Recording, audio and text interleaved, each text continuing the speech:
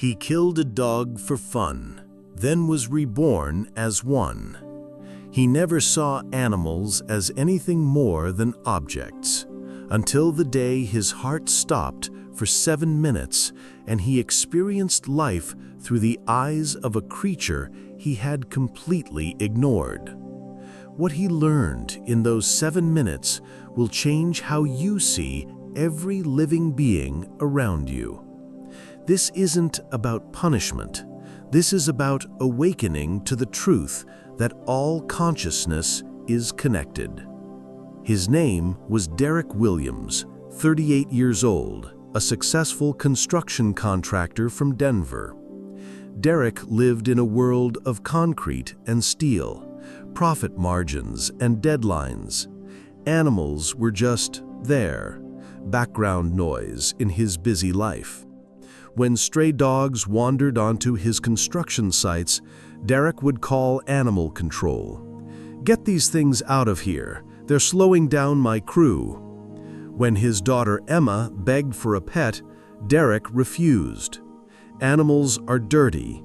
They're expensive. They serve no purpose. When his neighbors asked him to help find their lost cat, Derek shrugged. "Not my problem. It's just a cat." Derek wasn't cruel, he wasn't evil, he was simply indifferent. In his mind, humans mattered, animals didn't. "Dear Buddha," his wife Lisa would pray quietly, "please help Derek's heart soften. Help him see that all beings deserve compassion." But Derek had no time for what he called sentimental nonsense. On a Tuesday morning in March, Derek was inspecting a high-rise construction site when the massive heart attack hit. No warning, no previous symptoms, just sudden crushing pain. He collapsed on the 20th floor, his crew frantically calling 911, but Derek was already gone. For 7 minutes, his heart stopped, his brain went dark, his body lay lifeless, but Derek's consciousness went somewhere impossible. He found himself standing in the same construction site, but everything looked different. Colors were muted, except for blues and yellows. Sounds were amplified, smells were overwhelming. And then he realized. He was seeing through the eyes of Max, the stray dog his crew had been trying to chase away for weeks. Derek could feel everything Max felt. The constant hunger gnawing at his stomach, the fear every time a human approached, the cold concrete against his ribs at night, the desperate hope every time someone dropped food. But more than physical sensations, Derek felt Max's emotions. The crushing loneliness of being unwanted. The confusion about why humans were sometimes kind, sometimes cruel. The simple desire for safety, for warmth, for someone to care. Derek tried to speak, tried to move, but he was locked in Max's experience. He watched his own construction crew through Max's eyes, saw how terrifying the loud machines were, felt how the workers' shouts sent waves of panic through Max's small body. And then Derek saw something that broke his heart. Max wasn't just hungry for food, he was hungry for connection. Every day, Max would sit at the edge of the construction site, watching the workers, hoping someone would notice him, not to chase him away, but to acknowledge that he existed, that he mattered. Derek experienced Max's memories. Max had once belonged to a family, a little girl who loved him, played with him, called him her best friend. But when the family moved, they left Max behind. "We can't take him where we're going," his father had said.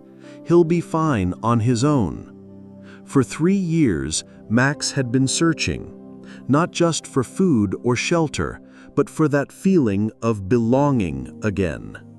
Derek experienced Max's dreams, dreams of a warm lap to sleep on, dreams of gentle hands scratching behind his ears, dreams of hearing "good boy" just one more time. Through Max's consciousness, Derek began to understand something profound. This wasn't just a dog. This was a being with hopes, fears, memories, and an enormous capacity for love. Max had watched Derek's crew for weeks, not as obstacles to be removed, but as potential friends who might notice him.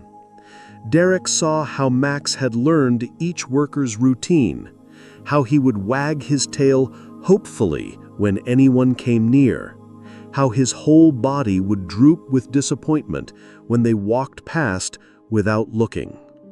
And Derek realized something that shattered his worldview.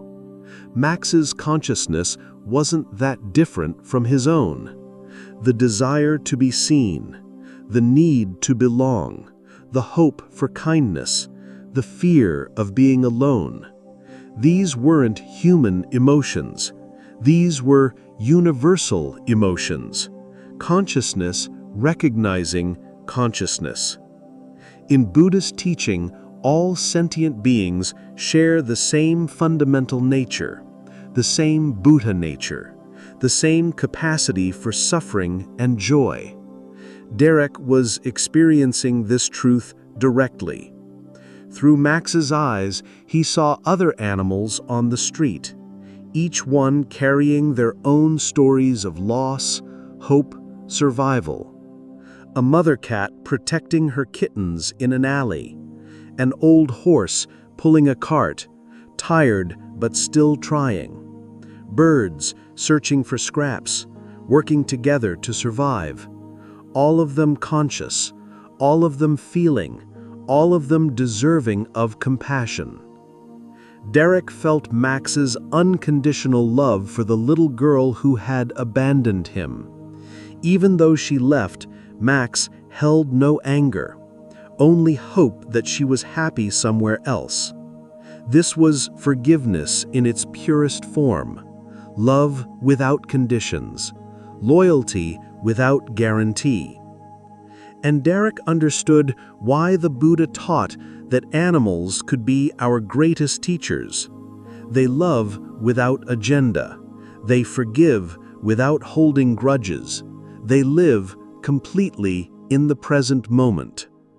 Max didn't worry about tomorrow's food while experiencing the warmth of today's sunshine.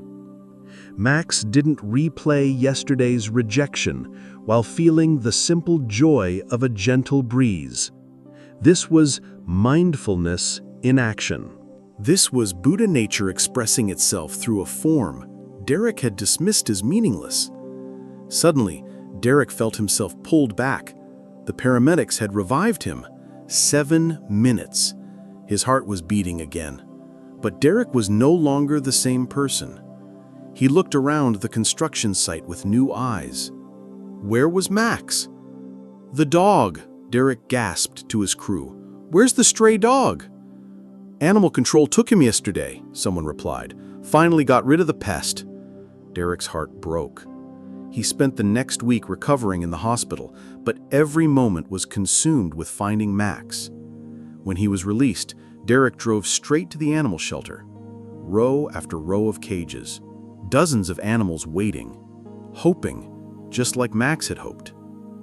Derek found Max in the back corner, thinner than before, eyes that had lost their spark. When Max saw Derek, he didn't recognize him as one of the workers who had ignored him, but somehow he seemed to sense something different. Max approached the cage door cautiously, tail wagging slightly. Derek knelt down and whispered, "I'm sorry, boy. I'm so sorry I didn't see you." When Derek opened the cage, Max didn't run. He walked slowly into Derek's arms and rested his head on Derek's shoulder. In that moment, Derek felt the circle complete. The consciousness that he had experienced was now choosing to trust him. Derek adopted Max that day, but it was more than adoption. It was recognition. Soul recognizing soul, consciousness honoring consciousness. Derek's transformation was immediate and complete. He started a fund for stray animals. He required his construction crews to provide water stations for animals on job sites. He became an advocate for animal welfare laws. But most importantly, he began to see, really see. Every animal he encountered was no longer background noise. Each was a conscious being with their own inner life, their own hopes and fears. The Buddha taught that awakening happens when we recognize our interconnectedness with all sentient beings. Derek's near-death experience had given him this recognition directly. He learned that consciousness doesn't belong only to humans. It flows through all life forms, expressing itself in countless ways. Max taught Derek that love doesn't require language, forgiveness doesn't require understanding, connection doesn't require similarity. It only requires recognition.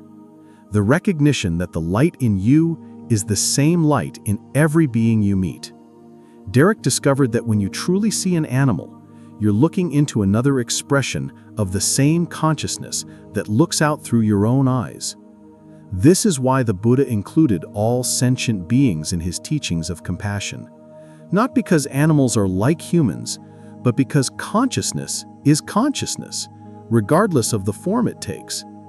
Today, Derek and Max work together at animal rescue events.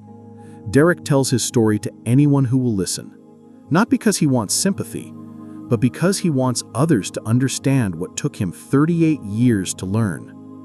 Every being you encounter is fighting their own battles, carrying their own hopes, deserving of recognition. Animals aren't decorations in our world. They're not resources for our use.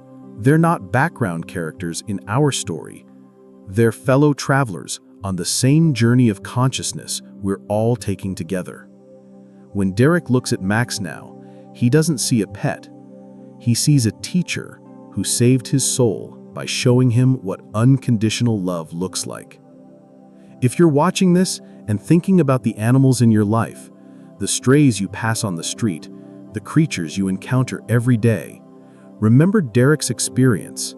Behind every pair of animal eyes is a consciousness as real as your own, a being capable of joy, suffering, hope, and love. Take a moment today to really see them, to acknowledge their existence, to recognize their worth. Share this story with someone who needs to remember that compassion has no boundaries, no limitations, no restrictions. Subscribe for more stories that remind us we are all expressions of the same infinite consciousness, wearing different forms, learning different lessons, but connected by the same divine spark. And remember, dear soul, the Buddha taught that awakening comes from seeing clearly. When you look at any animal and see a fellow being deserving of love and respect, you're seeing with Buddha's eyes. When you extend kindness to a creature that cannot repay you, you're practicing Buddha's compassion. When you recognize consciousness in forms different from your own, you're touching the truth that sets all beings free. Derek learned that we don't need to experience life through another's eyes to practice compassion. We just need to remember that those eyes are looking back at us with the same awareness, the same hope, the same Buddha nature that shines through our own. The question isn't whether animals have souls.